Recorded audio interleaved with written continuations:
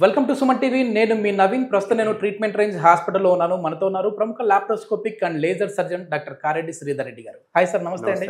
Sir, చాలా మంది ఒక ఫోబియా ఉంటుంది, అంటే మేము మా ఇంటి బాత్రూంలోనే మోషన్కి వెళ్తాము, బయట అయితే వెళ్ళము అని మోషన్ ఆపుకుంటూ ఉంటారు. సో అట్లా ఆపుకోవడం వల్ల కూడా పైల్స్ వచ్చే అవకాశం ఉంది అని చెప్పి ఒక ఆర్టికల్ చదివాను సార్. పైల్స్ మాత్రమే కాదు, ఇంకా దాని రిలేటెడ్ చాలా ప్రాబ్లమ్స్ వస్తాయి నవీన్ అని చెప్పి మీరు ఆఫ్ ది రికార్డ్ అన్నారు. సో ఏంటి, ఇంకా ఎట్లాంటి సమస్యలు వస్తాయి? సో మోషన్ ఆపుకోవడం వల్ల వచ్చే ప్రాబ్లమ్స్ ఏంటంటే మామూలుగా కోలన్ ట్రాన్సిస్ టైం అంటాం. అంటే పెద్ద పేగులో మోషన్ కదలిక ఎట్లా ఉంటుంది అని చూసుకుంటే కనుక పెద్ద పేగులో కదలిక మామూలుగా 35 to 75 అవర్స్ ఉంటుంది. ఓకే, సో 35 to 75 అవర్స్ వరకు కోలాన్లో మోషన్ అనేది తిరుగుతూ ఉంటుంది. అంటే అట్లా ఎక్కడ చూసుకుంటే ఒక 2 రోజుల వరకు మోషన్ పోకపోయినా ఏం ప్రాబ్లం ఉండదు. ఓకేనా? ఎందుకంటే చాలా మంది ఈ రోజు మోషన్ పోకపోతే ఇక నాకు కాన్స్టిపేషన్ వచ్చింది, నాకు పైల్స్ వచ్చేసినాయి అని చెప్తుంటారు.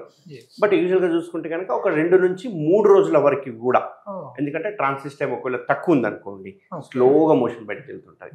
ఒకవేళ ట్రాన్సిస్ టైం నార్మల్గా ఉందనుకోండి 35 to 75 అవర్స్లో, అంటే మోర్ దెన్ 3 days దాటిన తర్వాత కూడా మోషన్ రాలేదు అంటే దట్ నార్మల్. ఫస్ట్ ఒక 3 days వరకు మోషన్ రాకపోయినా కానీ పర్వాలేదు, నార్మల్ కింద కన్సిడర్ చేస్తాం.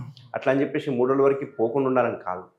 డైలీ మోషన్ పోతేనే మనకు కడుపు క్లియర్గా ఉంటుంది, ఆకలి అవుతుంది, అక్కడ ఉన్న బ్యాక్టీరియా కూడా మొత్తం బయటకు వెళ్ళిపోతుంది. ఇప్పుడు మోషన్ అట్లే కాకుండా ఆపుకుంటారు. కొందరు ఏం చేస్తారంటే బయట ఎక్కడైనా మోషన్ వస్తే పోరు, ఇంటికి వచ్చే పోవాలంటుంటారు, వాళ్ళ కంఫర్ట్ జోన్లోనే కావాలంటుంటారు. ఇట్లాంటివి ఉంటాయి. అట్లాంటి వాళ్ళకి ఏమవుతుందంటే మోషన్ రెక్టమ్ దగ్గరికి వచ్చి ఆగిపోయింది అనుకోండి, అంటే కింద రెక్టమ్ తర్వాత యానల్ కెనాల్ ఉంటుంది. రెక్టమ్ దగ్గరికి వచ్చి ఆగిపోయే వరకు ఏమవుతుందంటే అక్కడ ప్రెషర్ పెరిగిపోతూ ఉంటుంది. ప్రెషర్ పెరిగిపోవడం వల్ల ఏమవుతుంది, అక్కడ ఉన్న చిన్న చిన్న యానల్ గ్లాండ్స్ కానీ లేకపోతే యానల్ గ్లాండ్స్ అంటే యానల్ కెనాల్ చుట్టూ ఉండే రక్తనాళాలు కావచ్చు, ఈ ఒక ప్రెషర్కి లోనైపోయి మెల్లగా ఉబ్బడం స్టార్ట్ అవ్వడము, అక్కడ ఉన్న చీలికలు ఏర్పడడం ఇట్లాంటివి స్టార్ట్ అవుతుంది. ఇంకా కొందరు ఏం చేస్తారంటే మోషన్ని ఆపుకుంటారు. 1-2 రోజులైనా కానీ బయటికి వెళ్తున్నారు. ఇప్పుడు ఫ్లైట్ జర్నీ ఉంది, యూఎస్కో ఎక్కడికి వెళ్తున్నారు, ఒక 17-18 అవర్స్ జర్నీ ఉంటుంది, 20 అవర్స్ జర్నీ ఉంటుంది, వాళ్ళు ఆపుకుంటారు. ఫ్లైట్లో పోవడానికి ఇష్టపడిపోయి ఆపుకునేసరికి ఏమవుతుందంటే అందులో ఉన్న వాటర్, బాడీకి కావాల్సిన వాటర్ని అబ్జర్వ్ చేసుకుంటారు. అబ్జర్వ్ చేసుకోవడం వల్ల మోషన్ అనేది హార్డ్గా ఫామ్ అవుతుంది.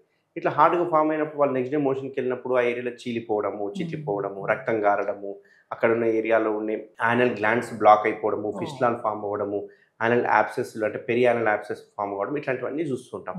సో మోషన్ యూజువల్గా ఏంది అంటే ఆపుకోకూడదు, ఎప్పుడు వస్తే అప్పుడు వెళ్ళిపోవాలి. అండ్ ఇంకొక ఇంపార్టెంట్ ఏంటి అంటే కాన్స్టిపేషన్ ఫ్రీక్వెంట్గా ఉంది అనుకుంటే కనుక, ఒకవేళ రెగ్యులర్గా కాన్స్టిపేషన్ ఉంటుంది, నెలలు ఉంటుంది అంటే కనుక అది ఖచ్చితంగా చూపించుకోవాల్సిన ప్రాబ్లము. కొన్ని రకాల క్యాన్సర్లో కాన్స్టిపేషన్ అనేది ఒక సిమ్టమ్. కాన్స్టిపేషన్ అనేది సిమ్టమ్. చాలా మంది ఏంటంటే నాకు ఈ 3 రోజులు ఏదో ఫుడ్ తిన్నాను కాబట్టి నాకు ఏదో ప్రాబ్లంతో కాన్స్టిపేషన్ ఏంది అంటారు. కానీ కొన్నిసార్లు కోలాన్ క్యాన్సర్స్ కనుక ఉంటే కనుక, ఇట్లాంటి వాళ్ళు కూడా మనకు ఓవేరియన్ క్యాన్సర్స్ కానీ ఇట్లాంటివి ఉంటే కాన్స్టిపేషన్ అనేది కూడా ఒక ఇండికేషన్, ఒక క్యాన్సర్ వచ్చిన దానికి ఇండికేషన్. అంటే ఒట్టి కాన్స్టిపేషనే కాదు, డయేరియా కూడా. కొన్నిసార్లు డయేరియా వచ్చి కాన్స్టిపేషన్ వస్తుంటుంది, అట్లా మిక్స్డ్గా ఉంటుంది. అట్లా ఉంటే కూడా మనం కొంచెం వరకు కోలాన్ క్యాన్సర్స్ని సస్పెక్ట్ చేస్తాము. ఒకవేళ ఫ్యామిలీ హిస్టరీ ఉంటే కూడా ఖచ్చితంగా కొలనోస్కోపీ ఇట్లాంటివి చేస్తాం. మొత్తానికి ఇప్పుడు మామూలుగా ఆపుకోవడం ఒకటే కాదు, ఎక్కువ వెళ్ళినా కూడా డేంజర్ కిందకే తీసుకోవాలి. ఇప్పుడు ఇంప్లిమెంటరీ 2-3 సార్లు, నేను రోజుకు 2-3 సార్లు పోతే హెల్దీ అనుకుంటా ఉంటారు, అది కూడా డేంజర్. మామూలుగా కొందరికి తినిందారే వెళ్తుంటాం అంటుంటారు, 1-2 సార్లు వెళ్తుంటాం, నాకు బౌల్ హ్యాబిట్స్ లేవు, మంచిగా ఉన్నాయి, చాలా బాగున్నాయి, నాకు అసలు పైల్స్ ఎందుకు వచ్చినాయి అనుకుంటుంటారు. ఇక్కడ గుర్తించాల్సిందంటే ఒక కాన్స్టిపేషన్ ఒక్కటే మనకు పైల్స్ని తీసుకురావు, ఈవెన్ డయేరియా కూడా ఈ కాన్స్టిపేషన్ మన పైల్స్ని తీసుకొచ్చే అవకాశాలు ఉంటాయి.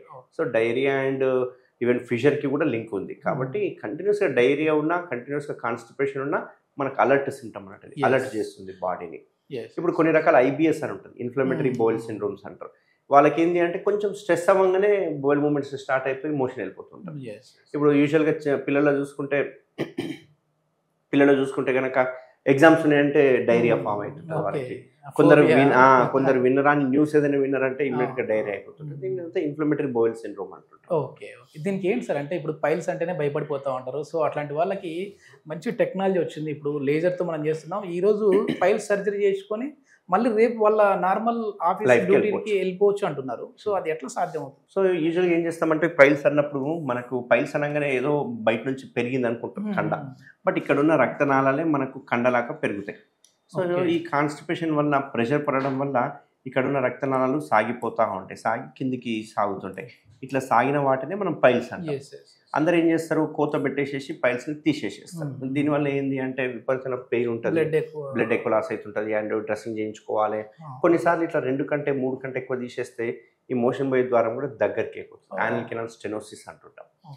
మన లేజర్లో మనం ఏం చేస్తామంటే వెనకాల నుంచి పోయి ఈ రక్తనాళాలకి ఏదైతే బ్లడ్ సప్లై చేస్తుందో వాటిని కాల్చేసేస్తాం.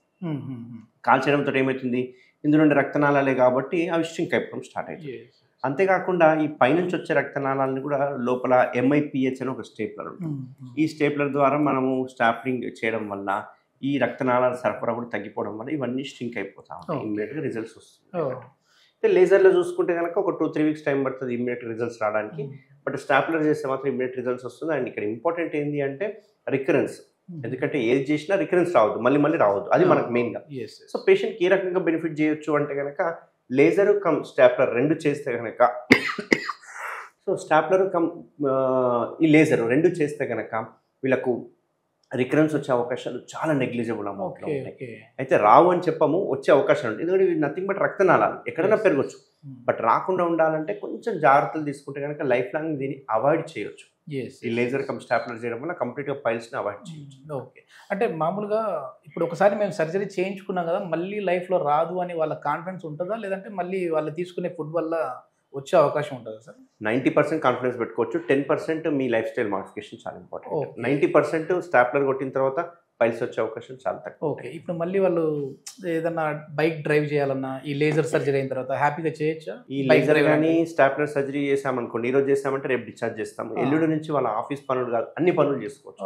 ఎటువంటి పథ్యం లేదు, ఎటువంటి రిస్ట్రిక్షన్స్ లేవు, అన్ని పనులు చేసుకోవచ్చు. నార్మల్గా అయితే బ్లీడింగ్ అవుతుంటుంది కాబట్టి కొన్ని రకాల ఫుడ్ అవాయిడ్ చేయాలంటారు కదా అట్లా. ఇప్పుడు ఎందుకంటే ఇందులో జీరో బ్లీడింగ్, అసలు బ్లీడింగ్ అనేది ఉండదు, కంప్లీట్ పెయిన్లెస్. ఎందుకంటే ఇందులో మనం ఎటువంటి కోత పెట్టట్లేదు, కంప్లీట్ బ్లీడ్ అసలు ఉండనే ఉండదు, బ్లీడింగ్ ఉండే అవకాశం.